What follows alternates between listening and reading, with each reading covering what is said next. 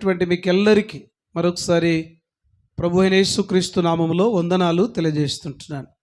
ఈ సమయంలో వాక్య భాగంలోనికి మనం వెళ్ళకముందు చిన్న మాట ప్రార్థన చేసుకొని వాక్యాన్ని మనము ధ్యానం చేసుకుందాం. పరిశుద్ధుడవైన తండ్రి, నీతిమంతుడవైన మా గొప్ప దేవ, మీ ఘనమైన ఉన్నతమైన శ్రేష్టకరమైన నామాన్ని బట్టి నీ పాదాలకు స్తోత్రాలు. మరి సమయంలో నాయన మా దేవుడవై, మా రక్షకుడవై, మా విమోచకుడవై ఉండి ఈ 69వ రక్షణ సువార్త కూడికలో నీ దాసులను తండ్రి ఇంతవరకు నిలబెట్టుకొని చక్కటి ఆరాధనలో నిన్ను మహిమపరుస్తూ వచ్చిన విధానాన్ని బట్టి నీకు స్తోత్రములు.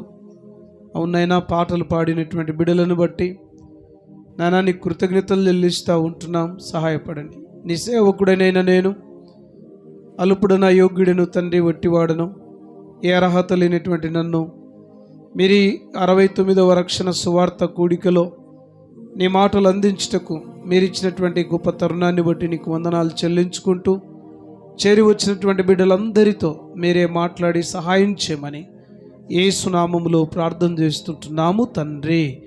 ఆమేన్, ఆమేన్, ఆమేన్.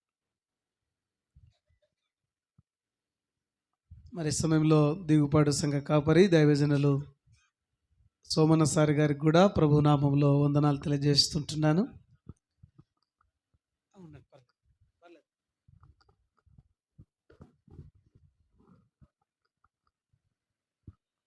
మరి సమయంలో నిజంగా మిమ్మల్ని అందరిని చూడడం మరొకసారి నాకు చాలా సంతోషదాయకరంగా ఉంది. 69వ రక్షణ కూడికలో, ఈ రక్షణ సువార్త కూడికలో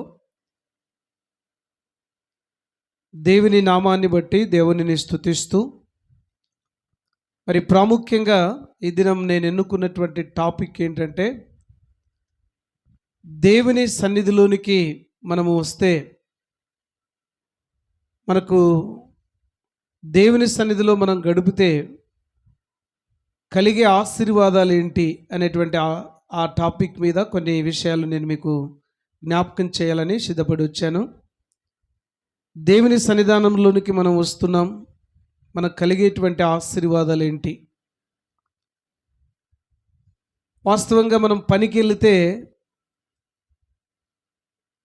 రైతులు మనకు సహాయం చేస్తారు. అంటే పని పిలుచుకున్నటువంటి రైతు కావచ్చు, ఒక ఓనర్ ఎవరైనా కావచ్చు, మనం చేసే పనిని బట్టి మనకు ప్రతిఫలం వస్తుంది. పనిని బట్టి మనకు ప్రతిఫలం కలుగుతుంది. అయితే దేవుని సన్నిధానానికి వస్తే, దేవుని సన్నిధిలో మనం గడిపితే మనకి ఏమొస్తుంది అని అంటే, దేవుని ఆశీర్వాదాలు నేను మీకు ఇస్తానని దేవుడు వాగ్దానము చేస్తున్నాడు. నిజంగా ఆయన సన్నిధిలో గడిపినటువంటి వారిని దేవుడు బ్లెస్ చేశాడు, ఆశీర్వదించాడు. ఆయన సన్నిధిలో ఉన్నటువంటి ఆనందం మరి ఎక్కడ దొరకదు మనకు. ఆయన సన్నిధిని అనుభవించే వారికి అది తెలుస్తూ ఉంది. కనుక ఈ సమయంలో ఆ టాపిక్ మీద కొన్ని విషయాలు మనం నేర్చుకుందాం. నిజంగా దేవుని సన్నిధిని కోరుకున్నటువంటి భక్తులు కొందరు ఉన్నారు. ఆ దేవుని సన్నిధిని ఆశ్రయించినటువంటి భక్తులు ఎలాంటి ఆశీర్వాదాలు పొంది ఉన్నారో మనం నేర్చుకుందాం. దేవుని బిడ్డలారా, మొదటిగా మన జీవితంలో మనం గమనిస్తే దేవుని సన్నిధి అనేటువంటిది ఎప్పుడు మనము అనుభవిస్తాము అనంటే, ఎప్పుడైతే మన విశ్వాసాన్ని కాపాడుకుంటూ ప్రార్థన పూర్వకంగా ముందుకు కొనసాగిస్తూ ఉంటామో అప్పుడు దేవుని యొక్క సన్నిధిలో ఉన్నటువంటి ఆత్మీయమైనటువంటి ఆశీర్వాదాలు మనం అనుభవిస్తాం. అలాంటి ఆశీర్వాదాలు అనుభవించినటువంటి భక్తులు బైబిల్లో ఒక 2 లేక 3 చూపిస్తాను. ఆశీర్వాదాలు అనుభవించక కోల్పోయినటువంటి వారు కూడా కొందరు ఉన్నారు. వారిని గురించి కూడా జ్ఞప్తికి తెచ్చుకుందాం. మొదటిగా మనం చూస్తే సమూయేలు గ్రంథంలో మనం జ్ఞాపకం చేసుకుంటున్నప్పుడు మరి హన్న ఎల్కానా జీవితంలో సంతానము లేనటువంటి స్థితిలో ఉన్నప్పుడు, గర్భఫలము లేనప్పుడు హన్న దేవుని సన్నిధిని మరిచిపోలేదు. దేవుని సన్నిధిలో ఆమె నిత్యము ప్రార్థన చేస్తూ ఉంది. ఆయన సన్నిధిలో ఉన్నటువంటి ఆనందాన్ని ఆమె అనుభవిస్తుంది. మొదటి అధ్యాయం అంతా కూడా మీరు బాగా పఠిస్తే హన్నా జీవితాన్ని గురించినటువంటి విషయాలు అక్కడ కనపడతాయి. అయితే హన్న దేవుని సన్నిధిలో నిత్యము మానక ప్రార్థనలో గడుపుతున్నటువంటి ఒక మంచి భక్తిరాలుగా మనకు కనబడుతుంది. అయితే అక్కడ ఉన్నటువంటి ఏలి కొన్ని పర్యాయాలు హన్నా భక్తిని చూసి, లేక ఆమెలో ఉన్నటువంటి విశ్వాసాన్ని అపనమ్మకముతో పోల్చుతూ వచ్చాడు. కొన్ని పర్యాయాలు హన్నా ప్రార్థన చేస్తూ ఉంది, దేవుని సన్నిధిలో మొరపెడుతూ ఉంది. అయితే ఈమె ఏమైనా మత్తురాలైపోయిందేమో అన్నట్టుగా ఏలి మాట్లాడడం జరుగుతూ వచ్చింది. దేవుని బిడ్డలారా గమనించండి, హన్నా జీవితంలో హన్నా దేవుని సన్నిధిని మరిచిపోలేదు. దేవుని సన్నిధిలో ఆమెకు వచ్చినటువంటి ఆ శ్రమలలో దేవుని సన్నిధిని ఆశ్రయిస్తూ వచ్చింది. కాబట్టి ఆయన సన్నిధిలో ఆమె గడపడం ద్వారా దేవుడే ఆమెకు చక్కటి బహుమానమైనటువంటి కుమారుణ్ణి ఇచ్చినట్లు దేవుని యొక్క లేఖనాల్లో మనము గమనిస్తూ ఉంటున్నాం. కాబట్టి దేవుని సన్నిధిలో ఆమె ప్రార్థన పూర్వకంగా సిద్ధపడింది. కాబట్టి చక్కటి కుమారుడైనటువంటి సమూయేలును దేవుడు బహుమానంగా అనుగ్రహించినట్లు దైవ లేఖనాల్లో మనము చూడగలుగుతూ ఉంటున్నాం. ఇదే సమూయేలు కూడా దేవుని మందిరములో హన్నా పెంచుతూ వచ్చింది. బాలుడగు సమూయేలు జ్ఞానమునందును వయస్సునందును దేవుని దయందును మనుషుల దయందును వర్ధిల్లుతూ ఉండడానికి గల కారణం ఏంటంటే, సమూయేలు కూడా ఎప్పుడైతే హన్నా జీవితంలో దేవుడు గర్భఫలాన్ని ఇచ్చిన తర్వాత దేవుని సన్నిధిని ఆమె మరిచిపోకుండా కుమారుడైనటువంటి సమూయేలును దేవుని సన్నిధికి సంపూర్ణముగా సమర్పించినట్లు మనం దేవుని యొక్క లేఖనములో చూస్తూ ఉంటున్నాం. దేవుని సన్నిధిలో సమూయేలు చిన్ననాటి నుంచి, అంటే పాలు విడిచినప్పటి నుంచి కూడా సమూయేలు దేవుని సన్నిధిలో పెరుగుతూ ఉన్నాడు. కాబట్టి సమూయేలుతో దేవుడు మాట్లాడడం జరుగుతూ వచ్చింది. దేవుని బిడ్డలారా గమనించండి, సమూయేలుతో దేవుడు మాట్లాడుతున్నాడు. దేవుడు మాట్లాడుతూ ఉన్నప్పుడు కొన్నిసార్లు ఆ స్వరాన్ని సమూయేలు చిన్న పిల్లవాడు, బాలుడు గనుక గుర్తుపట్టలేనటువంటి పరిస్థితి. సమూయేలు సమూయేలు అని పిలుస్తూ ఉన్నప్పుడు 2 పర్యాయాలు అర్థం కాని పరిస్థితుల్లో ఉన్నాడు. దేవుని సన్నిధిలో ప్రార్థనలు ఎదుగుతూ ఉన్నాడు. అదే మాట ఏలి దగ్గరికి పోయి చెప్పాడు, అయ్యా స్వరం వినబడుతుంది, మీరు పిలిచారా నన్ను ఏమైనా అని అడిగాడు. నో, నేను మిమ్మల్ని పిలవలేదే అని అంటే, అప్పుడు ఏలి అనుకున్నాడు సమూయేలుతో దేవుడు మాట్లాడుతున్నాడు అని అనుకొని, అప్పుడు సమూయేలుతో ఏమని చెప్తాడంటే, ఈసారి గన అలాంటి స్వరము నీకు వినపడితే నీ దాసుడనైన నేను ఆలకించుచున్నాను అని చెప్పు. గమనించండి దేవుని బిడ్డలారా, గ్రహించుదాం. నిజంగా సమూయేలుకు 3వ పర్యాయము ఎప్పుడైతే ఆ స్వరము వినబడిందో, ఆ స్వరము వినబడినప్పుడు నీ దాసుడనైనటువంటి నేను ఆలకించుచున్నాను అని అన్నాడు. వెంటనే దేవుని యొక్క ఆత్మ నడిపింపు సమూయేలుతో మాట్లాడడం జరుగుతూ వచ్చింది. ఈ సమూయేలు దాదాపు ఇశ్రాయేలీలకు ఒక యాజకుడుగా, ఒక ప్రవక్తగా దేవుడు ఎన్నిక చేసుకొని 40 సంవత్సరాలు ఇశ్రాయేలు ప్రజలను పరిపాలించినట్లు చరిత్రలో మనము చూస్తూ ఉంటున్నాం. కనుక నేను మీకు జ్ఞాపకం చేసేటువంటి మాట ఏంటంటే, దేవుని సన్నిధిలో ఎప్పుడైతే మనం గడుపుతూ ఉంటామో దేవుడే మనతో మాట్లాడుతాడు. దేవుని సన్నిధిలో గడిపితే దేవుడు మాట్లాడుతాడు. అంటే దేవుని యొక్క కాపుదల మన కుటుంబాలకు ఉంటుంది. దేవుని యొక్క సన్నిధిలో మనం గడిపితే దేవుని యొక్క ఆ కాపుదల మన కుటుంబాల చుట్టూ, మనం చేస్తున్నటువంటి ప్రతి పనిలో ఆయన కాపుదల దేవుడు ఉంచుతాడు అనేటువంటి సత్యాన్ని మొదటి సత్యముగా నేను మీకు జ్ఞాపకం చేస్తూ ఉంటున్నాను. దేవుని బిడ్డలారా, బైబిల్ గ్రంథంలో ఎన్నో లేఖనాలు మనకు కనపడుతున్నాయి, కానీ నాకు ఇవ్వబడినటువంటి సమయాన్ని బట్టి నేను ముందుకు వెళ్తున్నాను.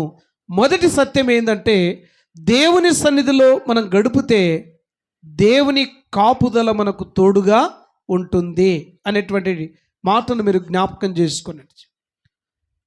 దేవుని కాపుదల ఎలా ఉంటుందండి?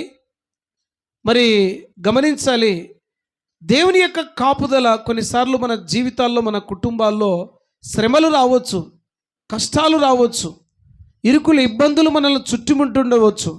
అయితే అలాంటి సమయంలో కూడా దేవుని యొక్క సన్నిధిని మనం అనుభవిస్తూ ఉంటే దేవుడే మనలను కాపాడుతాడు అనే విషయాన్ని మనం జ్ఞాపకం పెట్టుకోవాలి. అమెరికా దేశంలో గడిచిన 2 నెలల క్రితం మరి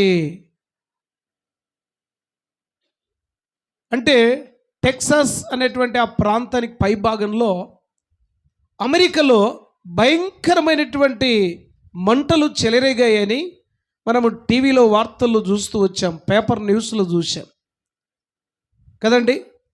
ఎక్కడ చూసినా ఒక్క చోట తగలబడితే దాదాపు చాలా మటుకు అక్కడ గృహాలు కట్టుకున్నటువంటి ఆ గృహాలు చెక్కతో నిర్మించుకున్నటువంటి ఆ ఇళ్ళల్లో కూడా కాలిపోతూ వచ్చాయని పేపర్లో, టీవీల్లో మారుమ్రోగుతూ వచ్చాయి.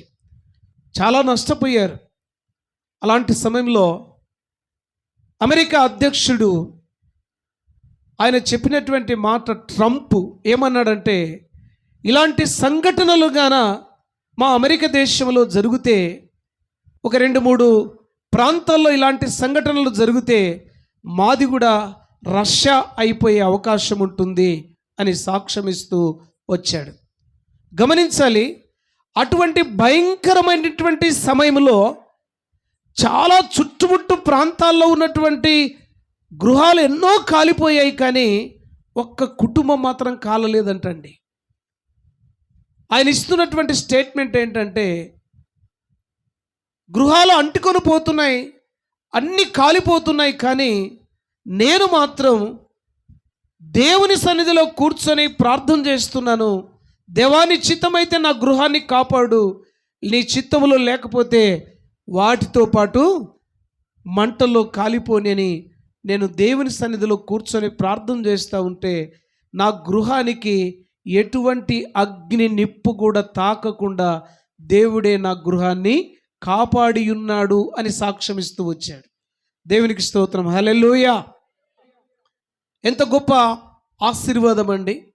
అన్ని గృహాలు కాలిపోయినాయి, చుట్టుముట్టంతా కాలిపోయినాయి, కానీ ఎవరైతే ఆ వ్యక్తి దేవుని సన్నిధిలో కూర్చొని దైవభక్తి కలిగి దేవుని సన్నిధిలో ప్రార్థన చేస్తూ ఉన్నాడో ఆయన ప్రార్థన దేవుడు ఆలకించి తన ఇంటికి ఎటువంటి నష్టము కలగనివ్వకుండా దేవుడు తన కాపుదల ఉంచాడని సాక్ష్యమిస్తూ వచ్చాడు. గమనించాలి, నిజంగా దేవుని సన్నిధిలో ఉన్నటువంటి మొదటి ఆశీర్వాదం ఏంటంటే, దేవుని సన్నిధిలో గడిపేటువంటి వారికి ఆయన కాపుదల తోడుగా ఉంటుంది అనే సత్యాన్ని మనం జ్ఞాపకం చేసుకోవాలి. రెండవది మనం జ్ఞాపకం చేసుకుంటే చూడండి, దేవుని యొక్క వాక్యంలో కీర్తనల గ్రంథం 16వ కీర్తన 11వ వచనంలో దేవుని వాక్యాన్ని చదవండి. 16వ కీర్తన 11వ వచనాన్ని మనం జ్ఞాపకం చేసుకుందాం. జీవ మార్గములు నీవు నాకు తెలియజేసేదవు, నీ సన్నిధిలో సంపూర్ణమైన సంతోషము కలదు. దేవుని సన్నిధిలో మనం గడిపితే ఏం కలుగుతుందని చెప్తున్నాడండి? సంపూర్ణమైన సంతోషము కలుగుతూ ఉంది కదా. అందుకని ఒక భక్తుడు చక్కటి పాట కూడా రాస్తాడు. నీ సన్నిధిలో మోకరించి నీ మార్గములో సాగేదా, నిరసింపక సాగేదా, నివేనుదిరుగా. కదా, నీ సన్నిధిలో సంపూర్ణమైన సంతోషం, నీ సన్నిధిలో, నీ సన్నిధిని ప్రేమించే వారిని, నీ సన్నిధిని హత్తుకొని జీవించే వారికి, నీ సన్నిధిని ఎప్పుడైతే ఆశ్రయించేటువంటి వారికి సంపూర్ణమైన సంతోషం కలదు. దేవుని బిడ్డలారా, నిజంగా దావీదు భక్తుడు ఈ 16వ కీర్తన రాస్తూ ఆయన దేవుని సన్నిధిని ఎక్కువగా అనుభవించినటువంటి వ్యక్తిలో దావీదు మనం చూస్తాం. దేవుని సన్నిధి అంటే బహు ఇష్టము దావీదుకి. ఒకప్పుడు ఎక్కడో అరణ్యములో ఉండేటువంటి వాడు, ఎక్కడో గొర్రెలను కాసుకుంటూ తన జీవన యాత్ర కొనసాగించేటువంటి వాడు. కానీ ఎప్పుడైతే దేవుడు అభిషేకిస్తూ వచ్చాడో, ఎప్పుడైతే దేవుని ఆత్మచేత నింపబడుతూ వచ్చాడో, దేవుని సన్నిధిని ఎప్పుడు మరచిపోలేదండి. అందుకనే దావీదు అంటాడు, ప్రతి కీర్తనలో, అంటే 72 కీర్తనలు రాస్తాడు, ప్రతి కీర్తనలో దేవుని సన్నిధి అనేటువంటి పదము లేకుండా ఆయన ముగించలేదండి. దేవుని మందిరానికి ఇవ్వవలసినటువంటి ఆ యొక్క మాటలు, లేక దేవుని యొక్క సన్నిధిలో ఉన్నటువంటి ఆ అనుభవము దావీదు అనుభవపూర్వకంగా 72 కీర్తనలు రాయడం జరుగుతూ వచ్చింది. గమనించండి ప్రియులరా. అందుకనే రెండవ సత్యాన్ని మీకు జ్ఞాపకం చేయబోతున్నటువంటి మాట ఏంటంటే, దేవుని సన్నిధిలో సంపూర్ణమైన సంతోషము కలదు. దావీదు అంటాడు, నా జీవిత కాలమంతయు కూడా ఆయన సన్నిధిలో నేను ఆరాధిస్తాను అని చెప్పాడు. నా జీవిత కాలమంతయు కూడా. దేవుని బిడ్డలారా గమనించండి, నిజంగా ఆయన సన్నిధిలో ఉన్నటువంటి ఆనందాన్ని, ఆయన సన్నిధిలో ఉన్నటువంటి ఆ సంతోషాన్ని దావీదు అనుభవిస్తూ వచ్చాడు. కనుకనే దావీదు అంటున్నాడు, నా జీవిత కాలమంతయు నాయనా నీ సన్నిధిలో నేను గడుపుతాను. 23వ కీర్తనలో చివరి వచనంలో ఆ మాటలు కూడా జ్ఞాపకం చేస్తూ వచ్చాడు. గమనించండి, నిజంగా 23వ కీర్తన 6వ వచనంలో కూడా చక్కగా ఆయన రాస్తున్నాడు. చదవండి. నేను బ్రతుకు దినములన్నీ కృపాక్షేమములే నా వెంట వచ్చును, చిరకాలము యెహోవా మందిరములో నేను నివాసము చేసేదను. ఏమండి, దేవుని మందిరానికి మనం ఎప్పుడు వస్తున్నాం? దేవుని మందిరాల్లో నిజంగా దావీదు అంటున్నాడు, చిరకాలము, నా జీవిత కాలమంతయు కూడా ఆయన సన్నిధిలో నేను గడపాలని నేను ఆశతో ఉన్నానయ్యా. ఆయన సన్నిధిలో ఉన్నటువంటి ఆ సంపూర్ణ సంతోషాన్ని నేను అనుభవిస్తున్నాను. కనుకనే ఆయన సంతోషాన్ని, ఆయన సంపూర్ణమైన సంతోషాన్ని నాకు అనుగ్రహిస్తాడు. కాబట్టి ఆయన సన్నిధిలో ఉన్నటువంటి ఆనందం నా జీవితంలో ఎక్కడ నేను పొందుకోలేదనుకున్నాడు. దేవుని బిడ్డలారా గమనించండి, దేవుడు ఎక్కడో అరణ్యములో ఉన్నటువంటి దావీదును అభిషేకించి ఇశ్రాయేలీయులకు రాజుగా చేస్తే కూడా ఆయన సన్నిధిని ఎప్పుడైనా మరిచిపోయినట్టు ఎక్కడ కనపడదు. ఈ రోజుల్లో ఒక చిన్నపాటి ఉద్యోగం కలిగి ఉంటే, ఏమయ్యా మందిరానికి రావడం లేదు, ఏమా ఉద్యోగంలో బిజీ అయిపోయినారా అని అంటే గన వారు అంటున్నటువంటి మాటలు ఏంటంటే, ఉద్యోగము లేనప్పుడు ఉపవాస ప్రార్థనలో గడిపేవారే, అన్ని కార్యక్రమాల్లో పాలపంపులు పొందుతారు. కానీ ఉద్యోగం వచ్చిన తర్వాత బిజీ అయిపోతారు. ఉద్యోగం వచ్చిన తర్వాత కనీసం ఆదివారం అన్న ఆరాధనకు కూడా రాని కొన్ని కుటుంబాలు మనకు విశ్వాసులు కనపడుతూ ఉంటారు. కానీ దావీదు ఎప్పుడు కూడా అలా అనలేదండి. తన జీవిత కాలమంతయు కూడా దేవుని సన్నిధిని అనుభవిస్తూ ఉన్నట్లు మనం గమనిస్తూ ఉంటున్నాం. కనుక నా ప్రియమైన దేవుని బిడ్డలారా, దేవుని సన్నిధిలో అందుకనే అని అంటాడు, సంపూర్ణమైన సంతోషము నాకు కలదు అని అంటున్నాడు. కాబట్టి ఈ రాత్రి నిజంగా 100వ కీర్తన కూడా మన జ్ఞాపకం చేసుకుంటే, ఆ కీర్తన రాస్తూ కూడా అంటాడు, ఏమని చెప్తాడంటే, సమస్త దేశములారా అనేటువంటి మాటను ఉపయోగిస్తూ వచ్చాడు. చదవండి ఆ మాట మనం జ్ఞాపకం చేసుకుందాం. సమస్త దేశములారా యెహోవాకు ఉత్సాహధ్వని చేయుడి, సంతోషముతో యెహోవాను సేవించుడి, ఉత్సాహగానము చేయుచు ఆయన సన్నిధికి రండి. యెహోవాయే దేవుడని తెలుసుకొనుడి. ఆయనే మనలను పుట్టించెను, మనము ఆయన వారము, మనము ఆయన మేపు గొర్రెలము. కృతజ్ఞతాస్తుతులు చెల్లించుచు ఆయన గుమ్మములలో మీరు ప్రవేశించుడి. కీర్తనలు పాడుచు ఆయన ఆవరణములలో ప్రవేశించుడి. గమనించండి ప్రియులరా, ఆయన సన్నిధికి దావీదు ఎలా వస్తున్నాడండి? ఎలా పిలుపు వాక్యం ఇది. మన బ్యాప్టిస్ట్ సంఘాలలో ఇది పిలుపు వాక్యం. ఆరాధన కంటే ముందుగా ఈ వాక్యాన్ని చదివి ఆరాధన ప్రారంభం చేస్తుంటారు చాలా సంఘాలలో. సమస్త దేశములారా యెహోవా సన్నిధికి రండి. ఆయన సన్నిధికి వస్తే ఆయన సన్నిధిలో ఉన్నటువంటి ఆనందం, ఆయన సన్నిధిలో ఉన్నటువంటి సంతోషం, ఆయన సన్నిధిలో ఉన్నటువంటి మహా ఆనందం ఎక్కడ దొరకదు అని జ్ఞాపకం చేస్తూ వస్తూ ఉన్నాడు. కనుక నా ప్రియమైన దేవుని బిడ్డలారా, దావీదు ఈ 16వ కీర్తన 11వ వచనంలో రాస్తూ ఆ మాట జ్ఞాపకం చేస్తూ వస్తూ ఉన్నాడు. ఆయన సన్నిధిలో సంపూర్ణమైన సంతోషము కలదు. ఆయన సన్నిధిని ప్రేమించేవారిని, ఆయన సన్నిధిని అనుభవించేవారిని, ఆయన సన్నిధిలో దేవునిని కీర్తించేవారు సంపూర్ణమైన సంతోషముతో ఉంటారు అనే సత్యాన్ని నేను మీ ఎదుట జ్ఞాపకం చేస్తున్నాను. నిజంగా ఆయన సన్నిధిలో సంతోషం, లోకములో ఎక్కడ లేని ఆనందం ఎక్కడుందండి? దేవుని సన్నిధిలో. కొన్నిసార్లు కొంతమంది సీరియల్ చూసి ఆనందిస్తూ ఉంటారు, టీవీ ముందర కూర్చొని కదా సినిమాలు చూసి ఆనందం చెందుతూ ఉంటారు. దేవుని సన్నిధానాన్ని మర్చిపోతారు, కానీ లోకములో ఉన్న వాటి వైపు ఆనందాన్ని పొందుతూ ఉంటారు. కానీ దేవుని యొక్క సన్నిధిలో ఉన్నటువంటి ఆనందం, దేవుని సన్నిధిలో ఉన్నటువంటి సంపూర్ణమైన సంతోషం మనం అనుభవించినప్పుడే, రుచి చూచినప్పుడే మనము గ్రహించగలుగుతాం, దానిని మనము పాటించగలుగుతాం అనే సత్యాన్ని భక్తుడు జ్ఞాపకము చేస్తూ ఉన్నాడు. కనుక నా ప్రియమైన దేవుని బిడ్డలారా, ఈ రాత్రి నిజంగా చాలామందికి ఈ సంతోషము తెలియదు, చాలామందికి ఈ ఆనందము తెలియదు. ఈ ఆనందము తెలియక, ఈ సంతోషము తెలియక ఎక్కడెక్కడో వెళుతున్నారు, ఏమేమో చేస్తున్నారు ఆ సంతోషము కొరకు. కానీ దేవుడు అంటున్నాడు, ఈ రాత్రి దేవుడు నీతో నాతో మాట్లాడుతున్న మాట ఏంటంటే, ఆయన సన్నిధిలో సంపూర్ణమైన సంతోషము ఉన్నది. కాబట్టి ఆయన సన్నిధిని నువ్వు ప్రేమిస్తే ఖచ్చితంగా నీ కుటుంబంలో సంపూర్ణమైనటువంటి సంతోషాన్ని నేను నీకు ఇస్తాను అని చెప్తూ ఉన్నాడు. కాబట్టి దేవుని సన్నిధానానికి వస్తున్నప్పుడు పిలుపు వాక్యములు అంటున్నాడు, కృతజ్ఞత అర్పణములను చెల్లించుచు ఆయన సన్నిధికి రండి అని చెప్పాడు. కాబట్టి దేవుని సన్నిధికి వచ్చేటప్పుడు ఒట్టి చేతులతో రాకూడదు.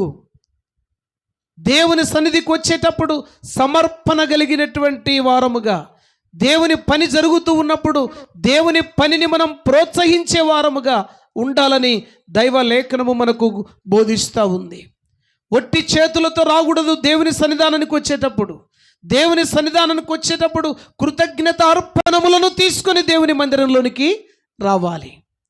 కృతజ్ఞత అర్పణములను చెల్లించాలంట. కాబట్టి దేవుని బిడ్డలారా గ్రహించండి. నిజంగా ఒక మాట మనం జ్ఞాపకం చేసుకుంటున్నప్పుడు, నిజంగా ఆనాటి పితరులు మరి ఒట్టి చేతులతో ఎప్పుడు రాలేదంటండి. గమనించండి, దేవుని యొక్క లేఖనాల్లో మనం జ్ఞాపకం చేసుకుంటున్నప్పుడు నిజంగా ఎజ్రా గ్రంథంలో 2వ అధ్యాయము 68, 69 వచనాల్లో ఇశ్రాయేలు ప్రజలు ఎలా వచ్చారో చూడండి. ఎలాంటి సంతోషముతో ఆ ప్రజలు వస్తూ ఉన్నారో మనం జ్ఞాపకం చేసుకుందాం. 2వ అధ్యాయము ఎజ్రా గ్రంథం 2వ అధ్యాయము 68వ వచనం 69వ వచనాన్ని చదవగా విందాం. చదవండి.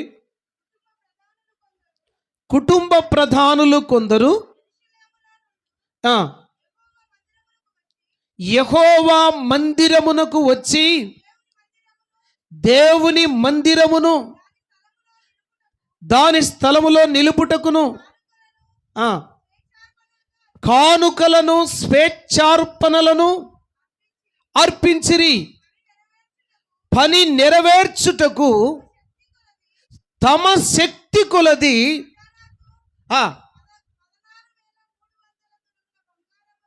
ఎన్ని వేలంటండి? 16,300 తులముల బంగారమును 2,70,000 తులముల వెండిని యాజకుల కొరకు 100 వస్త్రములను ఇచ్చిరి. దేవునికి స్తోత్రం కలుగును గాక. హల్లెలూయా. బంగారం ఎంత ఇచ్చినారంటమ్మా? 16,000 తులముల బంగారమును 300 తులముల వెండిని ఏమండి దేవుని మందిరములోనికి తీసుకుని వచ్చారు. గమనించాలి, నిజంగా ఎంత స్వేచ్ఛార్పణముగా, ఎంత సంతోషముగా ఆ ఇశ్రాయేలు ప్రజలు దేవుని మందిరానికి తీసుకొని వచ్చారు. గమనించండి, ఎందుకు తెచ్చారనంటే ఆనాడు ఇశ్రాయేలీయుల దేవుని యొక్క మందిరం కట్టబడుతుంది. దేవుని యొక్క మందిరం కట్టబడుతుంది కాబట్టి వారి దగ్గర ఉన్నటువంటి బంగారము, వారి దగ్గర ఉన్నటువంటి స్వేచ్ఛార్పణలు, వెండి బంగారములను తీసుకొని వచ్చారు. అంత మాత్రమే కాదు, కానీ అక్కడ పరిచర్య చేస్తున్నటువంటి యాజకులైనటువంటి వారికి 100 వస్త్రములను తీసుకొని వచ్చిరి అని రాయబడింది. హల్లెలూయా. ఎవరైనా బంగారు ఇచ్చినారా దేవుని మందిరానికి ఎప్పుడైనా? ఏమ్మా, మనల్ని మనం పరీక్షించుకుందాం. ఎవరైనా ఇచ్చినారా? వెండి ఇచ్చినారా? ఎక్కడిస్తాం సార్, ఇప్పుడు 80,000 అయింది తులం అన్నట్టుంటుంది. 80,000-90,000 అయిందేమో కదా. ఒక తులము 80,000-90,000 అయింటుంది. బంగారం ఇచ్చినారా? ఎప్పుడు ఇవ్వలేదు. కానీ దేవుని పని జరుగుతుంది మనకు బ్యాక్ సైడ్. ఇప్పుడే సంఘ పెద్దలు మన పాపన్న గారితో మాట్లాడుతున్నప్పుడు దైవజనులు నరేష్ పాస్టర్ గారు వాళ్ళు కూడా ప్రార్థనలో గుర్తు చేసుకోండి సార్ అని చెప్పారు. బ్యాక్ సైడ్ దేవుని యొక్క మందిరము పని మనకు జరుగుతూ ఉంది. ఆ పని నిమిత్తమై మనం ఏమైనా సహాయం చేస్తున్నామా? ఒకసారి ఆలోచించండి. దేవుని బిడ్డలారా, గ్రహించండి. ఈ ఇశ్రాయేలు ప్రజలు బంగారమును వెండిని దేవుని మందిరము పని నిమిత్తమై పోగు చేసి స్వేచ్ఛార్పణలను తీసుకొని సంతోషముగా దేవుని యొక్క సన్నిధానానికి తెచ్చారు. మరి ఎన్నడైనా అలాంటి అర్పణ, నిజంగా దేవుని పని జరుగుతుంది, ఈ దేవుని యొక్క మందిరానికి నా వంతుగా నేను, నా కుటుంబ పక్షాన నేను ఏదైనా ఒక అర్పణ తీసుకొని వెళ్ళాలి, దేవుని మందిరానికి సమర్పించాలి అనేటువంటి ఆలోచన ఏనాడైనా మన కుటుంబాల్లో అది వ్యక్తిగతంగా కలుగుతుందా? ప్రార్థన చేసుకుంటున్నారా? ఒకసారి ఆలోచించండి. పెద్దలు ఎక్కడో కష్టపడతారులే, ఎవరో తెచ్చిస్తారులే, ఏదో సహాయం చేస్తారులే, అది ఏదో రీతిగా అవుతుందిలే అని అనుకుంటున్నారా? దేవుని బిడ్డలారా, ఎప్పుడు అలా అనుకోకూడదు. దేవుని యొక్క వాక్యం ఏం చెప్తుందంటే, మీలో నుండి మీరే పోగు చేసుకునుడి. మీలో నుండి మీరే పోగు చేసుకొని దేవుని యొక్క పనిని మీరు స్వేచ్ఛార్పణలను దేవుని మందిరానికి సమర్పణ చెయ్యండి అని చెప్తూ ఉంది. దేవుని యొక్క వాక్యాన్ని మనం వింటూ ఉన్నాం. దేవుని బిడ్డలారా, గ్రహించండి. కొన్ని సంఘాలలో మందిరాలు నిర్మిస్తున్నప్పుడు, ఇలాంటి వాక్యాలు బోధిస్తూ ఉన్నప్పుడు కొందరు సమర్పించుకున్న వారు కొందరు ఉన్నారండి. దేవుని బిడ్డలారా, గ్రహించండి. నేను పేరు చెప్పడం లేదు, కానీ మా కృష్ణాపురం మందిరం కట్టుతున్నప్పుడు దేవుని యొక్క వాక్యాన్ని మందిరంలో ప్రకటన చేసినప్పుడు ఒకేమే తమ మెడలో ఉన్నటువంటి చైను, కమ్మలు మొత్తం కానుకలు వేసేసింది. ప్రార్థన ఎవరు వేసినారో అర్థం కాలే. ప్రార్థన అనంతరం సంఘ పెద్దలు కూర్చొని లెక్కలు వేస్తున్నప్పుడు, సార్ ఎవరు చైన్ వేసినారు, కమ్మలు వేసినారు సార్ అని చెప్పినారు. చెప్తే ఎవరేసింటారబ్బా అని మేము చాలా, అంటే ఉండే చిన్న గ్రామమే, ఆమె పేరు కూడా చెప్పకుండా వెళ్ళిపోయింది. తరువాత నేను ఒకరోజు విజిట్ చేయడానికి వెళితే ఒక 3-4 రోజులకు పేరు బయటకు వచ్చింది. సార్, పేరు కూడా ఎక్కడ చెప్పొద్దండి, దేవుడు నాకు ప్రేరేపించినాడు, దేవుని మందిరం పని జరుగుతుంది కాబట్టి నేను ఇవ్వాలనుకున్నా, నేను ఇచ్చేసిన అని చెప్పింది. దేవుని బిడ్డలారా, ఇప్పటికి కూడా ఆమె పేరు ఎక్కడ మెన్షన్ చేయడం లేదు, నేను చెప్పొద్దని చెప్పింది ఆమె. ఎంత సమర్పణ! దేవుని బిడ్డలారా, ఆమె ఒక విధవరాలండి, విధవరాలు. ఆమె దగ్గర ఉన్నటువంటి ఆ బంగారము ఆ రోజుల్లో మా సంఘ పెద్దలు దాన్ని పోగు చేసి అప్పుడు ఉన్నటువంటి ఖరీదు ప్రకారము బంగారు షాప్కి వెళ్ళి వాటిని వెల చెల్లించి దేవుని మందిరం కొరకు మరి ఖర్చు పెడుతూ వచ్చారు. నేను ఎందుకు జ్ఞాపకం చేస్తున్నానంటే, దేవుని పని నిమిత్తమై ఎవరైతే ఇస్తారో వాళ్ళ కుటుంబాల్లో ఎప్పుడు కూడా దేవుడు విడిచిపెట్టే దేవుడు కానే కాదు. ఆయన అన్యాయస్తుడు కాదు. వారికి సంపూర్ణమైనటువంటి సంతోషాన్ని, ఆనందాన్ని దేవుడు ఇస్తాడు. గమనించండి. మరి ఇలాంటి ఇశ్రాయేలీయుల ప్రజలు కూడా బంగారమును వెండిని పోగు చేసి దేవుని మందిరానికి స్వేచ్ఛార్పణలను తీసుకొని వస్తున్నారండి, స్వేచ్ఛార్పణలను తీసుకొని వస్తున్నారు. కనుక ఈ రాత్రి దేవుని మాటలు వింటున్నటువంటి మనం, మన కుటుంబ పక్షాన దేవుని మందిరంలో పని జరుగుతూ ఉంది, ఏమైనా మనం సహాయం చేస్తున్నామా? గమనించండి. ఇక్కడ రాయబడుతున్నటువంటి మాటలు ఏంటంటే, యాజకులకు 100 వస్త్రములు ఇచ్చిరి అని రాయబడింది. ఎన్ని వస్త్రాలంట?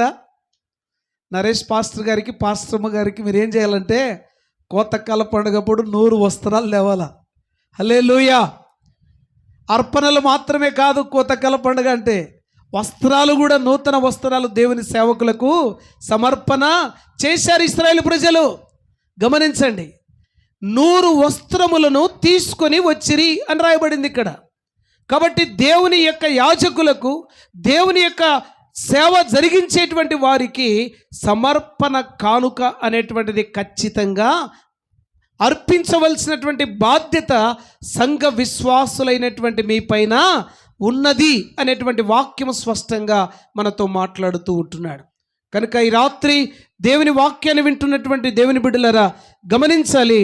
నిజంగా దేవుని సన్నిధిలో ఆయన సంపూర్ణమైన సంతోషాన్ని మనకి ఇస్తూ ఉన్నాడు.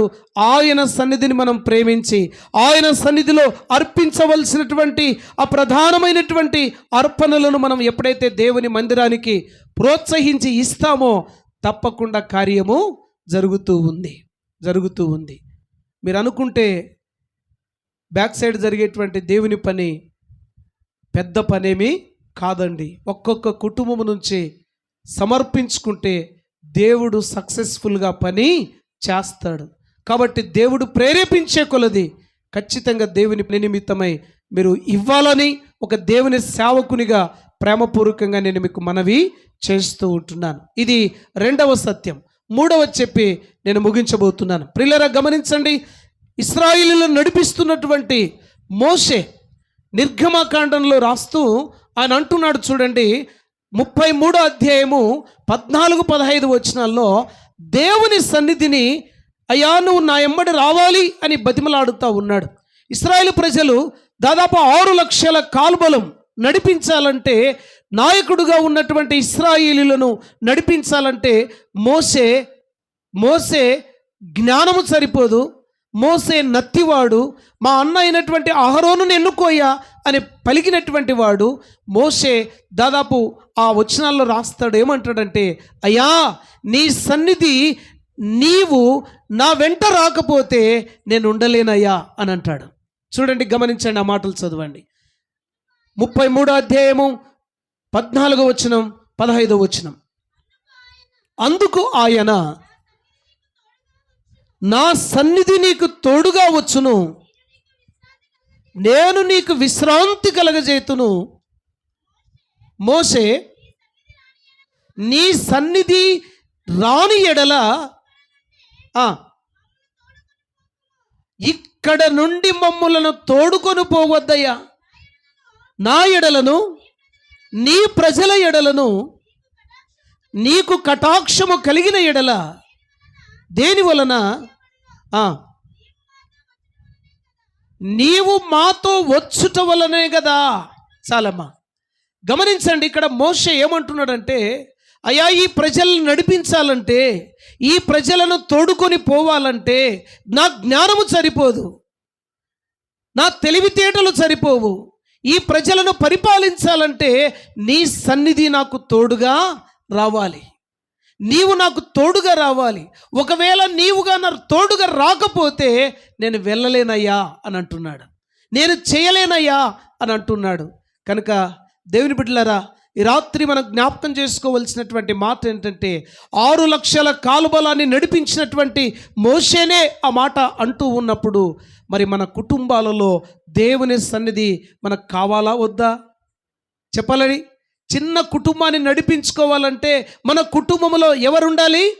దేవుని సన్నిధి ఉండాలి. దేవుని సన్నిధి ఎప్పుడైతే ఉంటుందో, ఆయన సన్నిధి మన కుటుంబాల్లో ఉన్నప్పుడు ఆయననే మన కుటుంబ భారాన్ని వెంట వేసుకొని నడిపించగలిగినటువంటి దేవుడు అనే సత్యాన్ని మనము జ్ఞాపకము చేసుకోవాలి. అందుకనే మోషే అంటున్నాడు, అయ్యా నీ సన్నిధి మాకు తోడుగా రాకపోతే మేము వెళ్ళలేమయ్యా, నీ సన్నిధి మాకు కావాలి. మీ సన్నిధిని మేము అనుభవించే వారముగా ఉండాలంటే అయ్యా నీవు మాతో ఉండాలి. దేవుని బిడ్డలారా, గ్రహించండి, 6 లక్షల కాలుబలాన్ని నడిపిస్తున్నప్పుడు ఎన్ని ఆటంకాలు, ఎన్ని శోధనలు మోషేకు ఎదురయ్యాయో. అయితే దేవుని సన్నిధి తోడుగా ఉన్నందువలన పగలు ఎండ దెబ్బైనను తగలనీయకుండా మేఘస్తంభమును దేవుడు ఉంచాడు. రాత్రివేళ అగ్ని స్తంభాన్ని దేవుడు కాపుదలగా ఉంచాడు. కాబట్టి దేవుని సన్నిధి తోడుగా ఉన్నందువలననే ఎర్ర సముద్రములో పాయలుగా కాబోతున్నటువంటి ఆ రహదారిలో దేవుడు ఎర్ర సముద్రాన్ని కూడా పాయలు చేశాడు. అద్భుతాలు జరుగుతూ వచ్చాయి. దేవుని సన్నిధి, అయ్యా నీవు నాకు తోడుగా ఉండాలి తండ్రి, నీ సన్నిధి లేకపోతే నేను అడుగు ముందుకు వేయలేను, నీ సన్నిధి లేకపోతే నేను తండ్రి ఒక్క క్షణమైనను ఈ ప్రజలను నడిపించలేనయ్యా, నీ సన్నిధి నాకు తోడుగా రండి దేవా అని బ్రతిమలాడుతూ ఉన్నాడండి. గమనించాలి ప్రియులరా, మనం ఎక్కడైనా వెళుతూ ఉన్నప్పుడు దేవుని సన్నిధిని మనము అనుభవించే వారముగా ఉండాలి. దేవా, మన ప్రయాణాల్లో కావచ్చు, మన పనిపాటల్లో కావచ్చు, మన పొల పనులు కావచ్చు, ఏవైనా మనము చేసుకోబోతున్నప్పుడు దేవునిని మనము బ్రతిమలాడాల, దేవుణ్ణి అడగాల. దేవా, నీవు నాతో వస్తే నేను వెళ్తానయ్యా, నువ్వు నాతో రాకపోతే ఏ పనిలో కూడా నేను సాధించలేను, నీవు నాతో ఉంటే నేను ఏదైనా చేయగలుగుతాను. దేవుని బిడ్డలారా, గ్రహించండి. అందుకనే భక్తులు ఎన్నో కీర్తనలు రాస్తూ ఉంటారు. నీవు నా తోడు ఉన్నావయ్యా కదా, నీవు నా తోడు ఉన్నావయ్యా, నీవు నా తోడు ఉంటే చాలయ్యా, నీవు లేకపోతే ఒక్క క్షణమైనా నేను ఈ భూమి మీద ప్రజలను నడిపించలేను, నీవు నాకు తోడుగా వస్తే నేను వెళుతానయ్యా అని మోషే నీ సన్నిధి నాకు రావాలయ్యా అని బ్రతిమలాడుతూ ఉన్నాడు. 3 వ్యక్తులను మనం జ్ఞాపకం చేసుకుంటూ వచ్చాం. మొదటి వ్యక్తి సమూయేలుకు దేవుని యొక్క సన్నిధి తోడుగా ఉన్నందువలన 40 సంవత్సరాలు ఇశ్రాయేలీయులను దేవుడు పరిపాలన చేయడానికి బలాన్ని ఇస్తూ వచ్చాడు. రెండవ వ్యక్తి దావీదుకు దేవుని యొక్క సన్నిధి తోడుగా ఉన్నందువలన ఇశ్రాయేలీయులను పరిపాలిస్తూ వచ్చాడు. ఆయన సన్నిధిలో సంపూర్ణమైనటువంటి సంతోషము కలదు అని చెప్తూ వచ్చాడు. దేవుని సన్నిధిని ఎలాంటి అర్పణలను తీసుకొని రావాలో దావీదు ఒక హెచ్చరికగా ఇశ్రాయేలు ప్రజలకు, ఒట్టి చేతులతో రావద్దండి, దేవుని సన్నిధికి వచ్చేటప్పుడు అర్పణలను తీసుకొని దేవుని మందిరానికి రండి అని చెప్తూ వచ్చాడు. మూడో వ్యక్తి మన జ్ఞాపకం చేసుకున్నాం. ప్రేమైన దేవుని బిడ్డలారా, నిజంగా మోషే నీ సన్నిధి లేకపోతే దేవా నేను ముందుకు వెళ్ళలేను అని చెప్తూ వచ్చాడు. కాబట్టి 3 వ్యక్తులను మనం జ్ఞాపకం చేసుకుంటూ వచ్చాం. కాబట్టి మనము కూడా ఈ రాత్రి దేవుని సన్నిధిని మనం కోరుకున్నప్పుడు నా కుటుంబాన్ని నడిపించలేం, మనమైతే ఒట్టివారమే, కానీ మనం నడిపించడాలంటే మన శక్తి చాలదు. కానీ దేవుని సన్నిధి మనకు తోడుగా ఉంటే ఖచ్చితంగా మన కుటుంబాలను దేవుడే నడిపిస్తాడు అనే సత్యాన్ని మనం జ్ఞాపకం చేసుకోవాలి. అయితే దేవుని సన్నిధిని మొదట్లో కలిగి ఉండి దేవుని సన్నిధిని కోల్పోయినటువంటి కుటుంబాలు కూడా కొన్ని కుటుంబాలు బైబిల్లో మనకు కనపడతాయి. మొట్టమొదటిగా ఆదాము అవ్వలను మనం జ్ఞాపకం చేసుకోవచ్చు. ఆదామవ్వలతో దేవుడు వారిని మొదటి అధ్యాయం 28వ వచనంలో మనం చూస్తే దేవుడు ఏం చేసినాడంటే దేవుని పోలికలో వారిని సృష్టించి వారిని ఆశీర్వదించెను అనేటువంటి మాటలు అక్కడ కనబడతాయి. మీరు ఫలించి అభివృద్ధి పొంది విస్తరించి భూమిని నిండించి మీరు దానిని లోపరుచుకొని మీరు వారిని ఆశీర్వదించను అనేటువంటి పదాలు మనకు అక్కడ కనబడతాయి.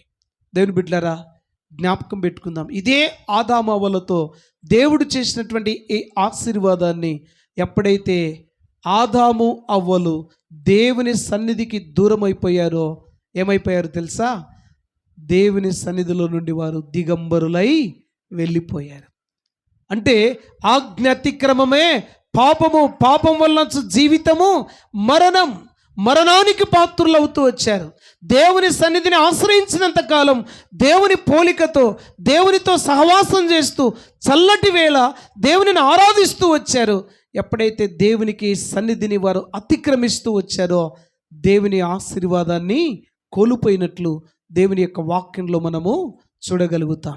దేవుని బిడ్డలారా, ఆదాము అవ్వల కుటుంబం దేవునికి దురస్తులైపోయారు. రెండవ వ్యక్తి మీ ఎదుట జ్ఞాపకం చేస్తున్నాను, చూడండి. సమూయేలు మొదటి గ్రంథం 16వ అధ్యాయం 14వ వచనంలో ఒక వ్యక్తి మనకు కనపడుతూ ఉన్నాడు. చూడండి, ఇక్కడ సౌలు మనకు కనపడతాడు. ఆ మాట చదవండి. 16వ అధ్యాయము 14వ వచనం. సమూయేలు రెండవ గ్రంథం మొదటి గ్రంథం 16వ అధ్యాయం 14వ వచనం. 16-14. యెహోవా ఆత్మ సౌలును విడిచిపోయి యెహోవా యొద్ద నుండి దురాత్మ ఒకటి వచ్చి అతనిని విడిపింపగా సౌలు సేవకులు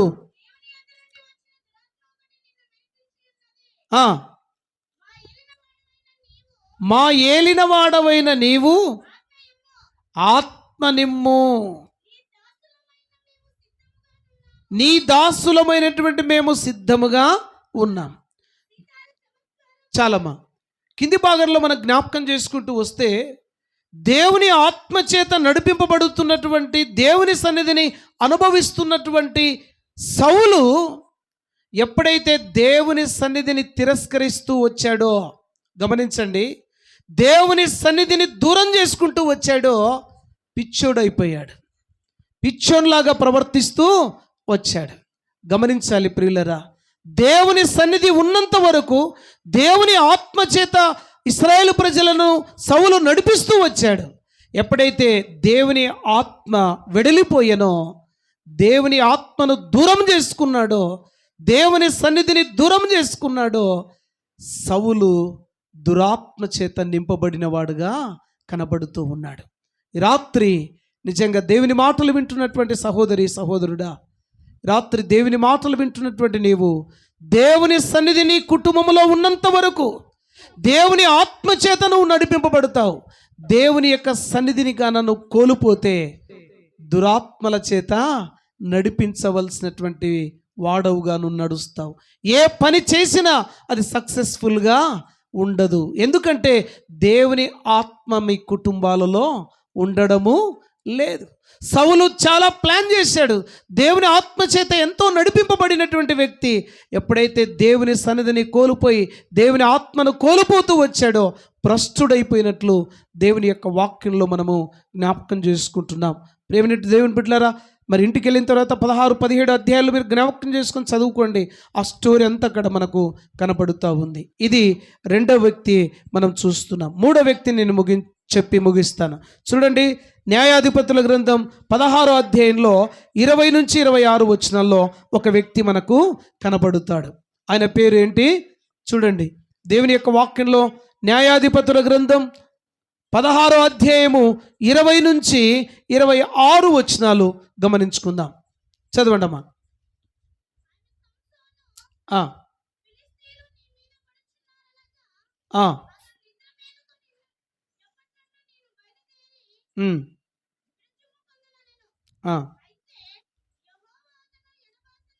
యెహోవా అతనిని ఎడబాసెనని అతనికి తెలియలేదు.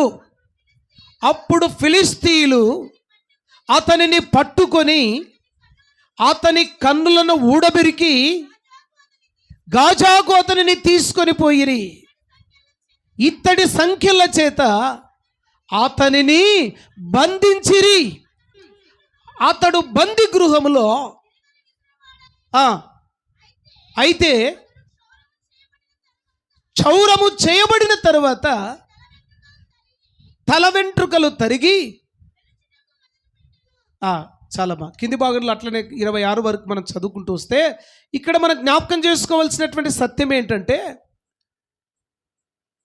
సంసోను దేవుని ఆత్మచేత దేవుని సన్నిధిని ఆశ్రయించినంత వరకు ఒక్కసారి దేవా నన్ను జ్ఞాపకం చేసుకొని ప్రార్థన చేస్తే దాదాపు 3,000 మందిని ఫిలిష్తీయులను హతమార్చినటువంటి సంసోను అంత బలాఢ్యుడు. ఎప్పుడైతే దేవుని ఆత్మ లేక దేవుని యొక్క సన్నిధి అతని నుంచి వెడలిపోయిన తర్వాత అదే ఫిలిష్తీయులు అతనిని బంధించి తన కన్నులను ఊడబెరికి ఏం చేసినారండి, తన తల వెంట్రుకలు కొరిగేసినారు. ఈ స్టోరీ మనందరికి కూడా బాగా తెలుసు, విశదీకరించడం లేకపోతున్నాను, సమయం లేదు. దేవుని బిడ్డలారా, ఇక్కడ 3 వ్యక్తులు ముందు చెప్పుకున్నటువంటి వారు సమూయేలు కావచ్చు, దావీదు కావచ్చు, మోసే కావచ్చు, 3 దేవుని యొక్క సన్నిధిని ఆశ్రయించారు కాబట్టి వారు బలమైనటువంటి కార్యాలు చేస్తూ వచ్చారు. ఇక్కడ కింది భాగంలో 3 వ్యక్తులు అనగా ఆదాము అవ్వలు. దేవుని బిడ్డలారా, మనం జ్ఞాపకం చేసుకుంటున్నప్పుడు దేవుని ఆత్మను వారు ఎప్పుడైతే దేవుని సన్నిధిని వారు ఎప్పుడైతే మరిచిపోతూ వస్తూ ఉన్నారో, దేవుని ఆత్మ వాళ్ళ నుంచి వెడిలిపోయిన తర్వాత దేవుని సన్నిధికి వారు దూరస్తులు అయిపోయారు, ఆశీర్వాదాలు పోగొట్టుకున్నారు. కనుక ఇక్కడ సౌలు కూడా దేవుని ఆత్మచేత నింపబడిన వాడై ఉన్నప్పుడు బలమైన కార్యాలు చేశాడు. కానీ దేవుని ఆత్మ సౌలును ఎప్పుడైతే విడిచిపోయిందో అతను భ్రష్టుడై వెళ్ళిపోయాడనే సత్యాన్ని మనం జ్ఞాపకం చేసుకుంటూ వచ్చాం. ఇక్కడ కూడా 3వ వ్యక్తి శాంసన్ కూడా దేవుని ఆత్మచేత నింపబడినప్పుడు, దేవుని సన్నిధిని ప్రేమించినప్పుడు ఒక్క దవడ ఎముకతో ఇశ్రాయేలీయుల పక్షాన యుద్ధము జరిగించినటువంటి వ్యక్తి, 3,000 మందిని హతమార్చినటువంటి వ్యక్తి అదే శాంసన్.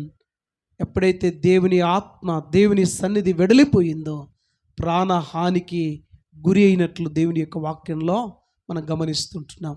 ఈ రాత్రి దేవుని సన్నిధిని మనం ప్రేమించే వారముగా ఉండాలని దేవుని సేవకునిగా నేను మీకు జ్ఞాపకము చేస్తున్నాను. కాబట్టి దేవుని సన్నిధి అనగా ఇలాంటి రక్షణ సువార్త కూడికలు ఏవైనా కార్యక్రమాలు మనకు పెడుతూ ఉన్నప్పుడు దేవుని సన్నిధిని ప్రేమించి సమయానికి మనం రావడానికి ప్రయత్నము చెయ్యాలి. దైవజనుడు ప్రకటన చేస్తాడు 7 గంటలకి అన్నప్పుడు 7 గంటలకు మస్ట్ అండ్ షుడ్ ఖచ్చితంగా రావడానికి మనము దేవుని సన్నిధిలో ఉన్న ఆనందాన్ని సంతోషాన్ని అనుభవించడానికి రావాలి.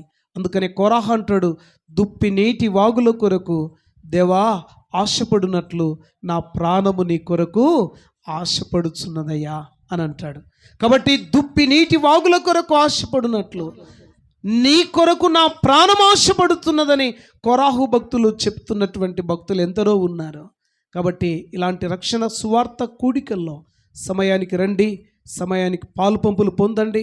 ఇంకా అనేకమైనటువంటి దేవుని యొక్క దైవాశీర్వాదాలు మీరు కలిగి జీవించాలని దేవుని సేవకునిగా నేను మీకు జ్ఞాపకం చేసుకుంటూ మరొకసారి మీకు మనవి చేస్తున్నటువంటి విషయం ఏంటంటే, ఈ దినం టాపిక్ ఏంటంటే దేవుని సన్నిధిలో గడిపేటువంటి వారికి కలిగే ఆశీర్వాదాలు. కాబట్టి దేవుని సన్నిధిని ప్రేమించేవారు ఎలాంటి ఆశీర్వాదాలు పొందుకున్నారో 3 వ్యక్తులను చూశాం. దేవుని సన్నిధిని విశ్రమించినటువంటి వారు, దేవుని ఆత్మను తొలగిపోయినటువంటి వారు నష్టపోయినట్లు 3 వ్యక్తులను మనం జ్ఞాపకము చేసుకుంటూ వచ్చాము. కాబట్టి మన కుటుంబాలు దేవుని సన్నిధిని ప్రేమించే వారంగా ఉండాలని ఒక దేవుని సేవకునిగా ప్రేమపూర్వకంగా మీకు జ్ఞాపకం చేస్తూ, మరి దైవజనులను సంఘాన్ని మీరు ప్రేమించేవారుగా ఉండాలని జ్ఞాపకం చేసుకుంటూ, మరి ప్రత్యేకంగా దేవుని మందిరం కట్టబడుతుంది. ఆ మందిరానికి కావలసినటువంటి ఆర్థిక వనరులు స్థానిక సంఘమే మనం విశ్వాసంతో ప్రార్థన పూర్వకంగా సిద్ధపడి పోగు చేసుకునేటువంటి కుటుంబాలుగా ఉండాలని కూడా మనస్ఫూర్తిగా కోరుకుంటూ సమయం ఇచ్చినటువంటి దైవజనులకు సంఘ పెద్దలకు నా హృదయపూర్వకమైనటువంటి వందనాలు తెలియజేస్తూ ఈ మాటలు నేను ముగిస్తుంటున్నాను. దేవుడి వాక్యాన్ని దీవించి ఆశీర్వదించును గాక. ఆమేన్.